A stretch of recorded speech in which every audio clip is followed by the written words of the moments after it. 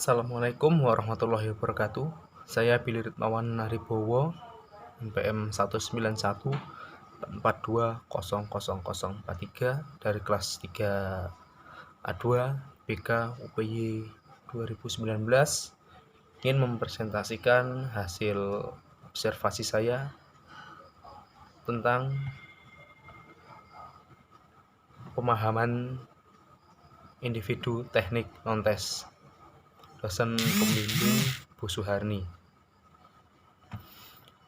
Ya, lanjut ke bagian pertama. Saya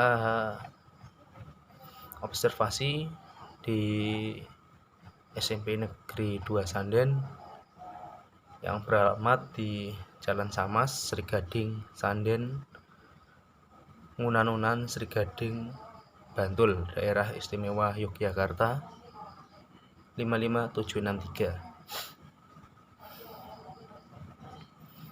Di SMP Negeri 2 Sanden, struktur organisasinya yakni ada ketua dewan sekolah yang sejajar dengan kepala sekolah. Berikutnya ada wakil kepala sekolah 1, wakil kepala sekolah 2, wakil kepala sekolah 3, dan wakil kepala sekolah 4. Berikutnya ada kepala lab, kepala perpustakaan, dan karyawan.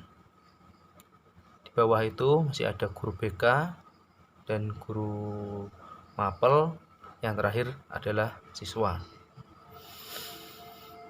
Untuk penjelasannya, ketua dewan sekolah itu memberi masukan, pertimbangan, dan rekomendasi kepada sekolah mengenai kriteria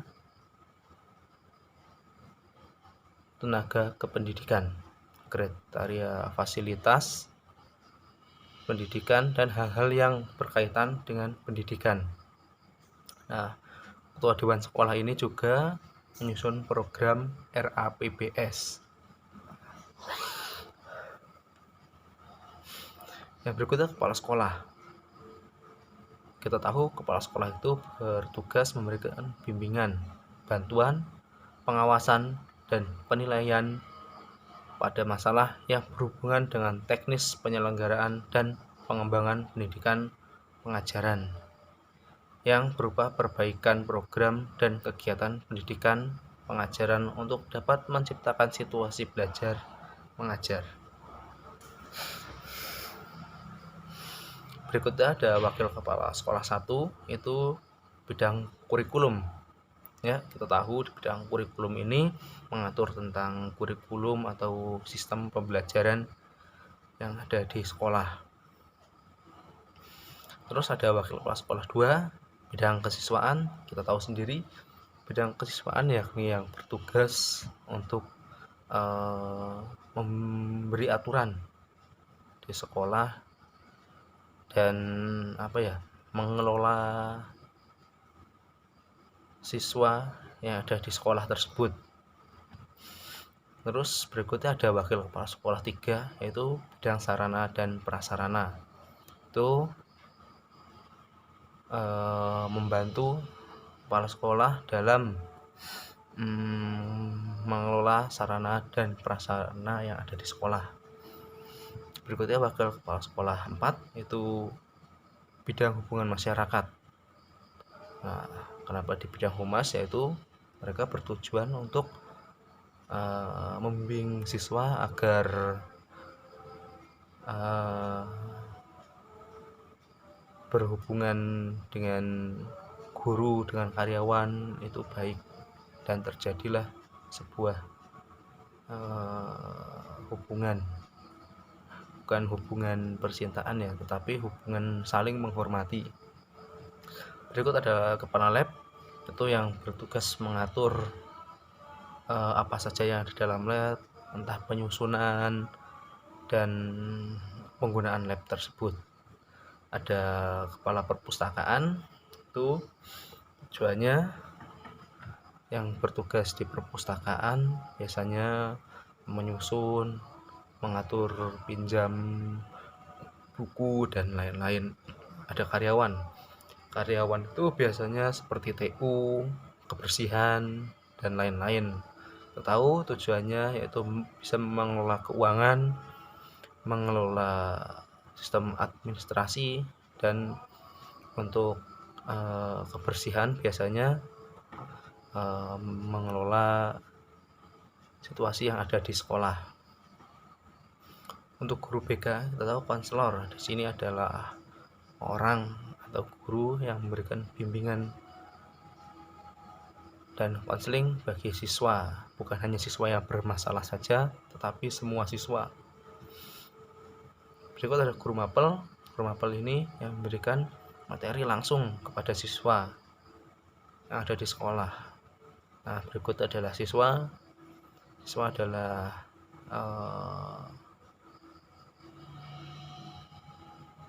yaitu tujuan pelaksanaan pembelajaran tugas siswa.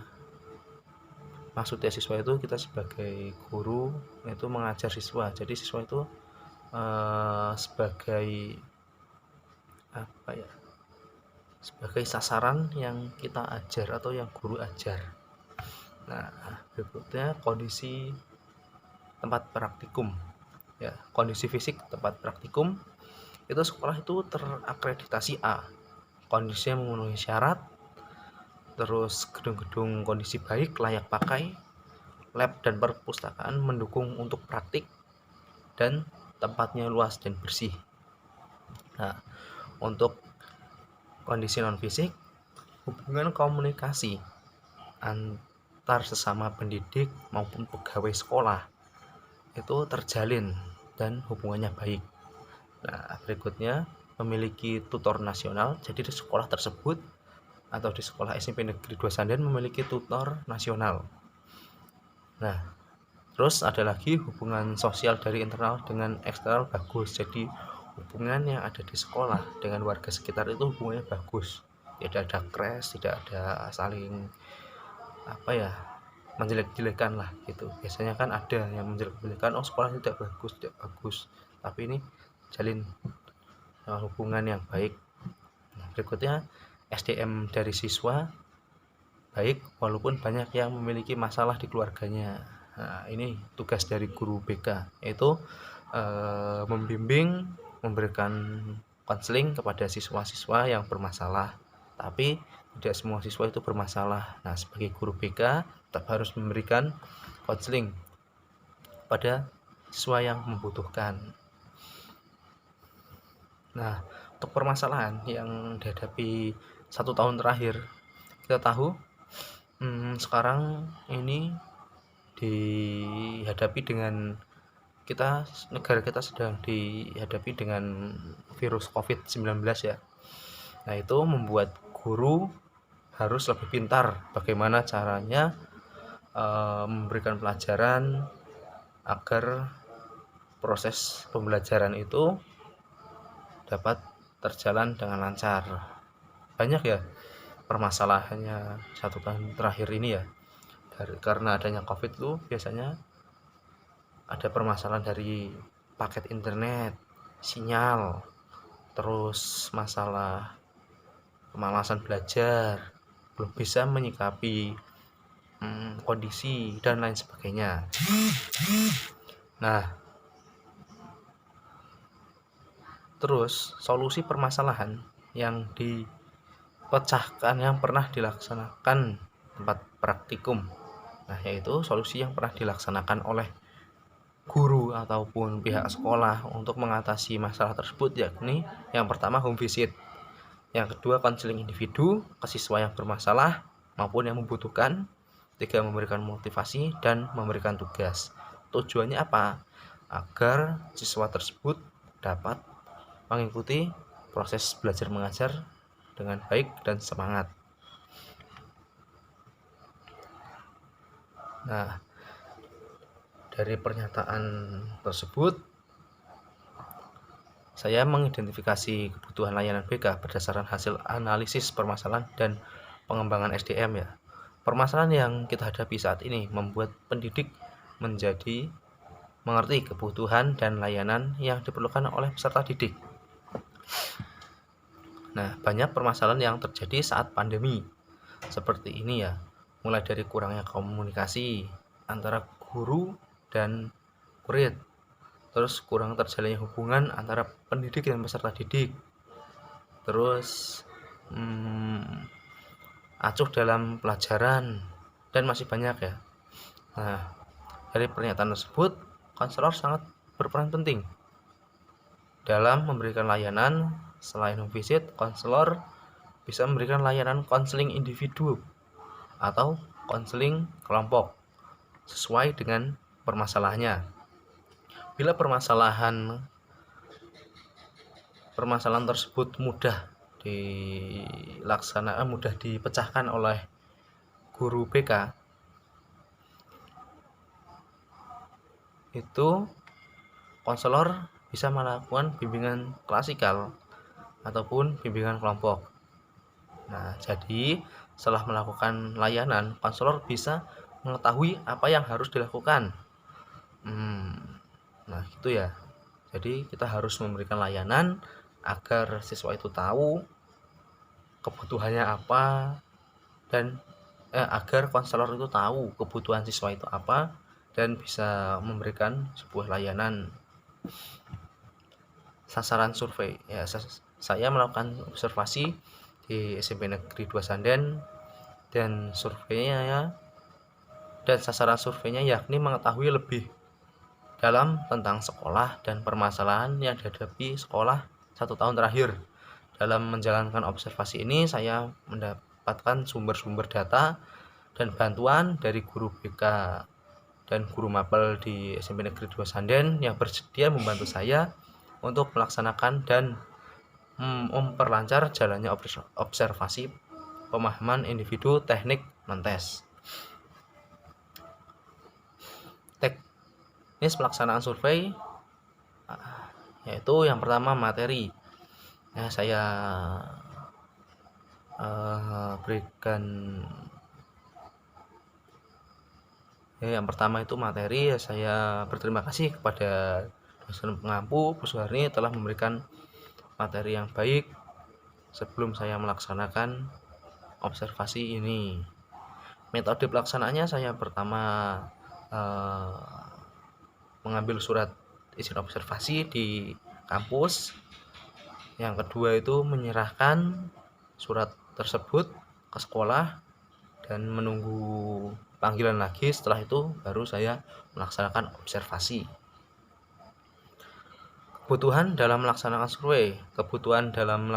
survei yakni surat observasi ya, surat balasan dari sekolah, dan smartphone sebagai alat dokumentasi. Keterlibatan pihak lain itu ada berapa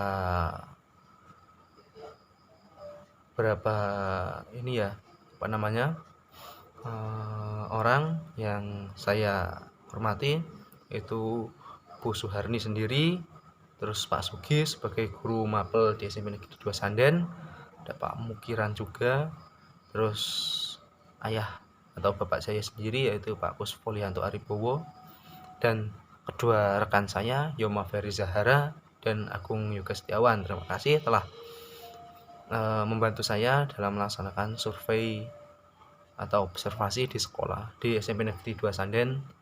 Terima kasih untuk guru, dosen, dan teman-teman. Terima kasih. Mungkin sekian video dari saya. Lebih dan kurangnya ada di PPT, sudah saya lengkapi dengan foto. Terima kasih. Wassalamualaikum warahmatullahi wabarakatuh.